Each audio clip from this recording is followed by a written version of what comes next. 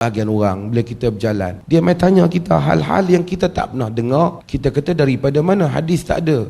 Ada, tapi yang ni ada tu guru betul. Kita kata ambil yang ada dalam Quran, dalam hadis, itu mendapat jaminan daripada Allah dan jaminan daripada Rasulnya sallallahu alaihi wasallam. Dia kata yang tu duk biasa dah. Hak ni nak bagi power sikit, nak bagi lebih sikit. Dan ini adalah pelik pemikiran orang.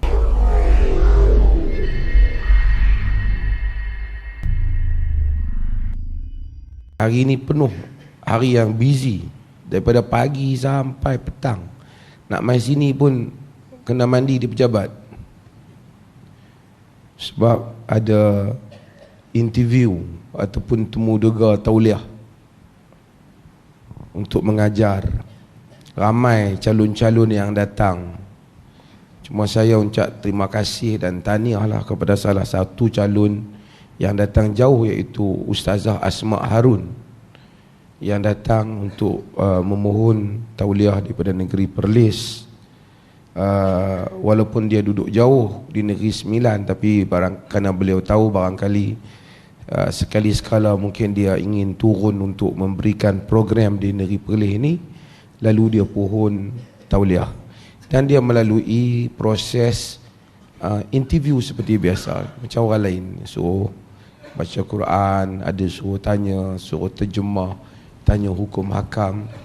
Dan beliau telah lakukan tanpa ada sebarang isu lah. Maksudnya kalau nak pohon tu boleh je kan. Jangan masuk, sebahagian orang tu tak mau juga pohon kan. Padahal kita bagi pohon, orang jauh pun datang pohon. Alhamdulillah. Saya ingin sebut sedikit mukadimah ringkas sebelum saya buka bagi semula pada Ustaz Khidir dengan barangkali soalan-soalan dia. Kerana hari ini busy, saya kata saya nak kena mukadimah sikit, bagi ada warm up sikit. Kalau tidak terus nak jawab soalan ni, kau tak lepas. Salah satu nikmat besar yang Allah berikan pada kita ialah apabila kita dapat mengenali agama Allah Azza wa Jalla menerusi saluran yang telah Allah tetapkan. Allah tetapkan saluran agama dia itu kitab Allah dan sunnah Nabi-Nya sallallahu alaihi wasallam. Dia turunkan kitabnya, dia hantar Nabi-Nya. Kalau kita tidak berpuas hati dengan dua sumber ini, kita tak tahu dengan apa kita nak berpuas hati. Sebahagian orang kita maklumkan ada dalam Quran, ada dalam sunnah demikian. Dia tak seronok hak dalam sunnah ni, dia rasa biasa-biasa. Dia nak cari hak ajaib-ajaib sikit, hak petua-petua yang orang lain tak boleh bagi, hak dia saja ada. Jadi dia pergi carilah barangkali tok guru ke penasihat ke yang boleh bagi petua-petua yang pelik-pelik, yang orang lain semua tak ada, dia je ada. Dan ini kita jumpa sebahagian orang bila kita berjalan, dia mai tanya kita hal-hal yang kita tak pernah dengar. Kita kata daripada mana? Hadis tak ada. Ada, tapi yang ni ada tu guru betul. Kita kata ambil yang ada dalam Quran, dalam hadis, itu mendapat jaminan daripada Allah dan jaminan daripada Rasulnya sallallahu alaihi wasallam. Dia kata yang tu duk biasa dah. Hak ni nak bagi power sikit, nak bagi lebih sikit. Dan ini adalah pelik pemikiran orang. Mungkin kalau makan jamu boleh lah kot, duk biasa makan jamu biasa, pergi cari jamu Indonesia ke apa. Tapi agama bukan demikian. Agama ialah soal dosa dan pahala, soal jalan untuk kita menuju pada Allah Azza wa Jalla. Jalan untuk menuju kepada Allah ini tidak ada yang tahu, melainkan Allah sendiri yang memberitahu kita. Kita tidak menerima wahyu, melainkan Nabi-Nya sallallahu alaihi wasallam mendapat wahyu, dan Nabi bagi tahu kita bagaimana cara yang Allah mahu untuk kita mengabdikan diri kepadanya, bagaimana untuk kita salat, bagaimana untuk kita berdoa, bagaimana untuk kita beribadah, bagaimana untuk kita puasa. Demikian itulah jalan yang paling selamat.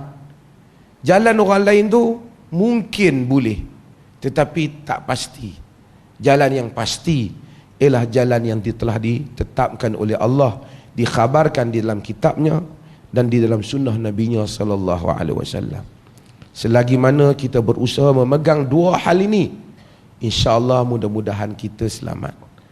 kalam ulama didengari, tetapi kalam mereka ialah kalam menghuraikan kitab Allah, menghuraikan sunnah Rasulullah sallallahu alaihi wasallam.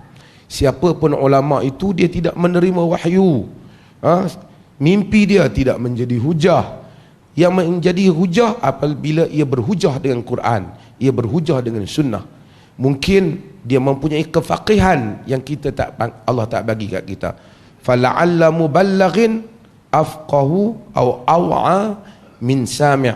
Boleh jadi orang yang disampaikan aw'a min as-sami', lebih faham daripada orang yang mendengar. Mungkin lebih ada wa'i lebih pada orang mendengar. Nabi sendiri menyebutnya, man yuridillahu bihi khaira yufaqihu fid din. Dalam hadis Muawiyah, sesiapa yang Allah kehendaki pada dengannya kebaikan, Allah faqihkan dia dalam agama. Jadi kita terima ulama, kefaqihan mereka, tapi kita tahu para ulama yang muktabar, semua mereka rujukan mereka ialah kitab Allah dan sunnah Rasulullah sallallahu alaihi wasallam. Dan kita mendengar huraian mereka kerana kita ingin memahami kitab Allah dan sunnah Nabi sallallahu alaihi wasallam. Wallahu taala alam.